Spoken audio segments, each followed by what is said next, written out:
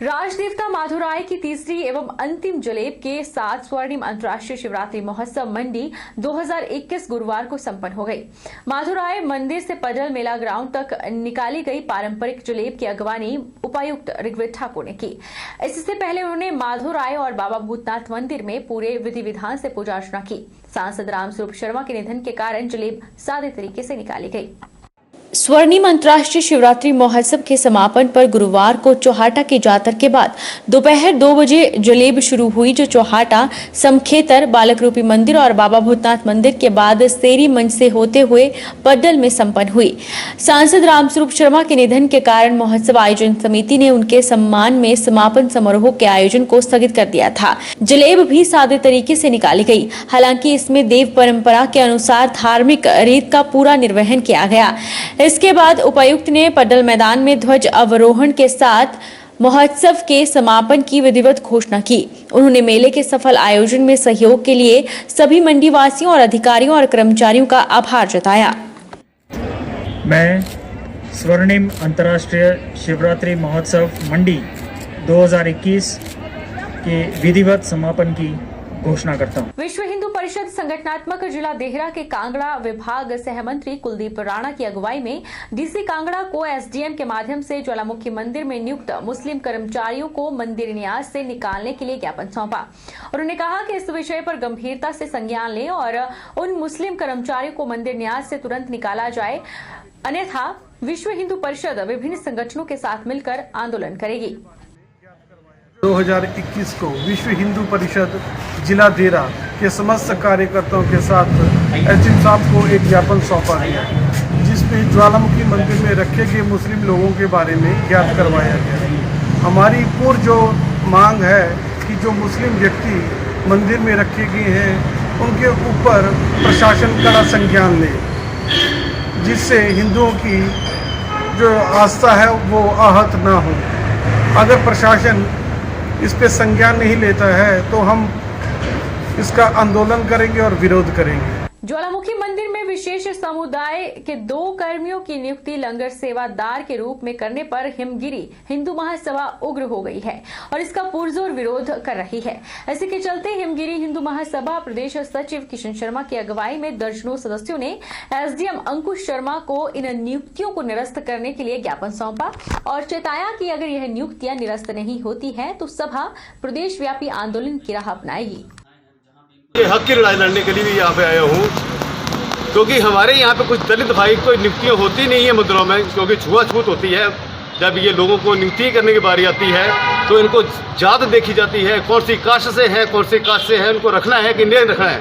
उसके बाद विधायक जो यहाँ के एमएलए होते हैं, नेता होते हैं, वो फाइनल करते हैं। लेकिन गलती से अगर 1-2 नियुक्तियाँ की भी गई हैं, और दुख का विषय है जी, मेरे ही लोगों के यहाँ पे 1-2 नियुक्ति की गई हैं जो आज 31 सालों से 31 वर्ष उनको यहाँ पे सेवा देते हो गए हैं, वो आज तक स्थायी नियुक्ति नहीं की गई है। और उन स्थायी नियुक्ति करने के लिए उनको 31 वर्ष लग गए। और जो 4 साल पहले एक यहाँ पे सरकार के द्वारा, यहाँ के एमएलए विधायक के द्वारा यहाँ पे जो नियुक्ति की गई थी मुस्लिम समुदाय से, वो आज नियमित कर दिए गए हैं। हिमाचल 4 लेन लोक बॉडी ने प्रांत अध्यक्ष राजेश पठानी के नेतृत्व में एसडीएम नूरपुर सुंदर ठाकुर को ज्ञापन सौंपा। राजेश पठानी ने कहा है कि प्रभावितों को सरकार और प्रशासन ने कठपुतली बनाकर रख दिया है। अगर 15 दिनों के भीतर उनकी समस्याओं का निवारण नहीं हुआ और उन्हें सरकार द्वारा लिखित में आश्वासन नहीं मिला तो वे चक्का जाम करेंगे। अब ये 4था साल लग गया इस सरकार को, और इन्होंने अभी तक ये अपना भू अधिग्रहण का नाम पे आजकल करते करते 4 साल निकाल दिए। और 2 मार्च को एक नोटिफिकेशन आ गई है दोबारा से, उसके अभी 3A निकली है। 3A का मतलब है कि उसमें कितनी जमीन जाएगी। अरे भाई, एक ही 5 मरले उसकी जमीन है, उसको 3 बार तो आपने एक्वायर कर लिया, उसमें से अलग अलग आप रेट दे रहे हैं लोगों को। समझ आप इनका स्टाफ खुद कंफ्यूज है कि कौन सी सुपर सप्लीमेंट्री हो रही है, कौन सप्लीमेंट्री हो रही है, किसके क्या रेट देने हैं। अब हमें बोला जाता है कि आप पॉइंट पकड़ो और आप उसमें आर्बिट्रेटर में। अरे भाई, आर्बिट्रेटर कहाँ आपका? हम तो बार बार आके थक गए हैं और अब हमने ये तय किया सारी जनता, क्योंकि सारे के सारे 4000 परिवार हैं जो कि आत्महत्या करने के कगार पे पहुंचा दिए सरकार ने। थाना इंदौरा के अंतर्गत पड़ते टांडा पतन व्यास नदी पर बने पुल पर अर्नी यूनिवर्सिटी के मात्र कुछ ही दूरी पर चंबा से अपनी 400 भेड़ बकरियों को चुराने आए 2 भेड़ बकरी पालक व्यास नदी के मध्य बने एक टापू में फंस गए। भेड़ पालकों और भेड़ों को देर रात तक चले रेस्क्यू ऑपरेशन में एनडीआरएफ की टीम ने सुरक्षित निकाला।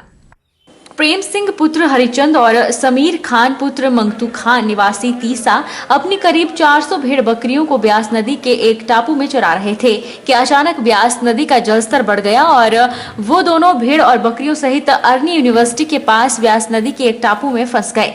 देखते ही देखते व्यास दरिया में जलस्तर बढ़ता गया, तभी दोनों ने लोगों के मोबाइल पर संपर्क साधा। थाना इंदौरा और प्रशासन को सूचना दी गई, साथ ही एनडीआरएफ की टीम को भी सूचित किया गया और व्यास नदी के पानी में फंसे लोगों को हर संभव सहायता देने का प्रयास किया गया। पानी का जलस्तर इतना अधिक था कि इनकी सहायता करना मुश्किल साबित हुआ। बड़ी मुशक्कत के बाद सबसे पहले दोनों भेड़ पालकों को सुरक्षित निकाला गया, फिर टापू में फंसी हुई भेड़ों को निकालने का अभियान छेड़ा गया और देर रात करीब 1:30 तक एक भेड़ को व्यास दरिया से सुरक्षित निकाला। डोरा टांडा में व्यास नदी के बीच 2 गद्दी बंधु व 400 बेड़े उनकी वो बीच फंस चुके हैं। बोल रहा हूँ कि ये इस समय इंफॉर्मेशन दी गई एसडीएम साहब इंदौरा, एसएचओ साहब इंदौरा को, तो वो तुरंत फौरन एनडीआरएफ टीम को लेके नौजवानों को लेके मौके पर पहुंच चुके हैं ताकि किसी भी प्रकार की जान माल की किसी को हानि ना हो। तो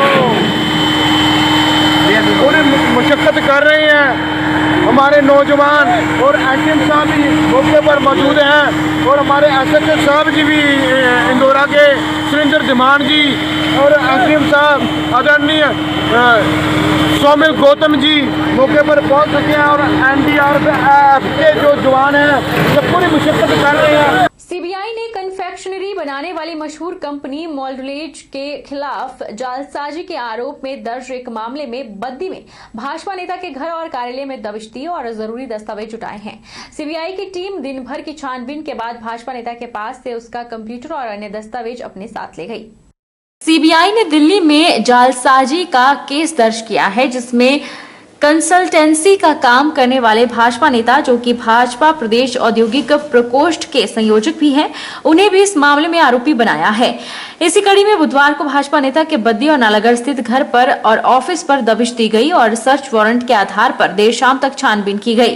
कैडबरी चॉकलेट बनाने वाली इस कंपनी पर आरोप है कि उसने 580 करोड़ रुपए की एक्साइज ड्यूटी चुकाने से बचने के लिए सरकारी कर्मचारियों को रिश्वत दी थी। रेणुका के साथ लगते गांव भनेत हल्द्वाड़ी में शहीद प्रशांत ठाकुर की याद में क्रिकेट मैच का आयोजन किया गया, जिसमें ग्राम पंचायत के प्रधान जतिन शर्मा ने मुख्य अतिथि के रूप में शिरकत की। ग्राम पंचायत प्रधान जतिन शर्मा ने शहीद प्रशांत ठाकुर की माता रेखा ठाकुर और उनके पिता को सम्मानित किया। परिजनों का कहना है कि उन्हें अपने बेटे पर गर्व है। बहरहाल बुलेटिन में इतना ही। आप देखते रहिए HP 24x7।